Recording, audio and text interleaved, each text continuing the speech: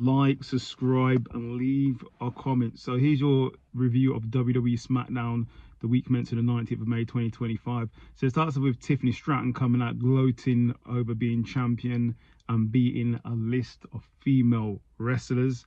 Then as she says that, Alexa Bliss comes out and says she's going to cash her Money in the Bank on her and her reign's going to be cut short. Then Charlotte Flair comes out and says she's going to win Money in the Bank, cash it in and get the title back and have all the attention back on her. So we'll see. So that goes into Charlotte Flair versus Zelina Vega versus Julia for the Money in the Bank qualifying match. Really good match. Go and watch it. But in the end, bear me a sec, Julia gets the victory.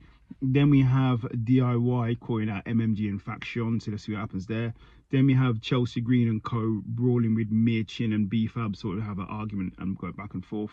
Then we go into Chris Sabian versus Tommaso Ciampa in a really good match. Go and watch it, but in the end, Tommaso Ciampa got the victory.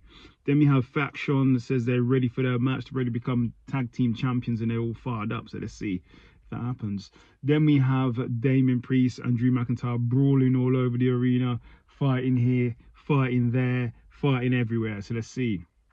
Then Jacob Fatu calls out JC, basically says JC is not his family and he doesn't trust him. Solo tries to calm things down before it gets out of hand.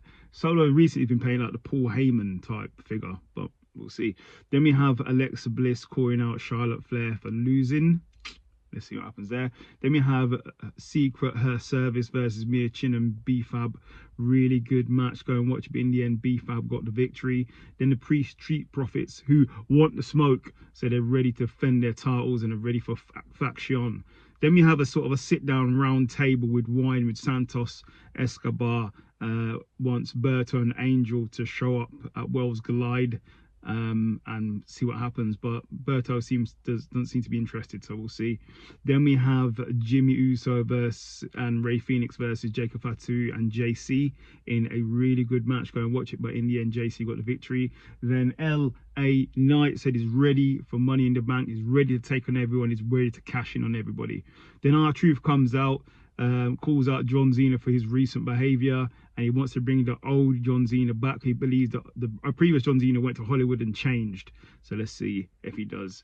Then we have Jay Cargill, Nia Jax and Naomi all ready for their qualifying match next week on SmackDown. Then we have LA Knight versus Aleister Black and Shinsuke Nakamura for the Money in the Bank qualifying match. Really good match. Go and watch it. But in the end, LA Knight got the victory. Then the Miz and Carmelo all hyped. The Miz gives Carmelo a prep talk before his Money in the Bank qualifying match. Then we have Nick Aldis tell Jacob Fatu he's going to be in the Money in the Bank qualifying match too. Solo gets a bit nervy, like, yeah, all right, mate, yeah, you're going to do well. He looks a bit nervous. Then we have Bianca Belair reflecting on her struggles and her time away, but she's going to be there next week on SmackDown. Then in the main event, it's a tag team match. It's the Street Profits versus Faction for the tag titles. Really good match. Go and watch it. But in the end, Street Profits won by disqualification because the returning Wyatt Six come back and just take out everybody.